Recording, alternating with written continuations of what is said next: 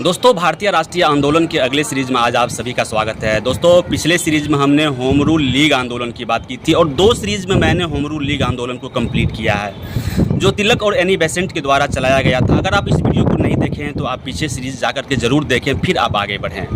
दोस्तों, आज हम चर्चा करने वाले हैं मॉन्टेग्यू घोषणा पत्र की। दरअसल मॉन्टेग्यू घोषणा पत्र को अगस्त घोषणा भी कहा जाता है, क्योंकि 20 अगस्त 1917 ईस्वी को ब्रिटेन के हाउस ऑफ कॉमन्स में यह घोषणा हुई थी। क्या घोषणा हुई थी, अभी चर्चा करते हैं। इसी को अगस्त घोषणा भी कहा जाता है दोस्तों, जबकि अगस्त प्रस्ताव अलग है। अगस्त प्रस्ताव 1940 में आया था, इसकी चर्चा हम आगे जरूर करेंगे। ये अगस्त घोषणा है।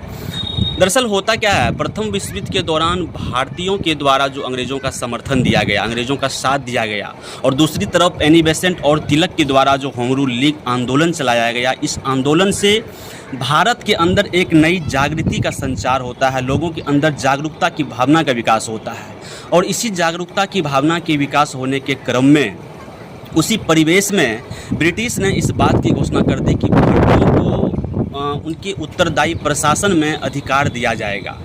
उसी समय तत्कालीन ब्रिटिश प्रधानमंत्री लॉर्ड जॉर्ज ने भारत के समर्थक एडविन मॉन्टेग्यू को भारत का सचिव बना देते हैं। जैसे ही एडविन मॉन्टेग्यू भारत का सचिव बनते हैं, इन्होंने 20 अगस्त 1917 ईस्वी को ब्रिटेन के हाउस ऑफ कॉमन्स में भाषण देते हुए अपना वक्तव्य पेश करते हैं। इसी को मॉन्टेग्यू घोषणा पत्र कहा जाता है। उसमें कहा गया था कि ब्रिटिश शासन भारत में क्रमिक रूप से एक उत्तरदायी शासन की स्थापना करना इसका मुख्य उद्देश्य है।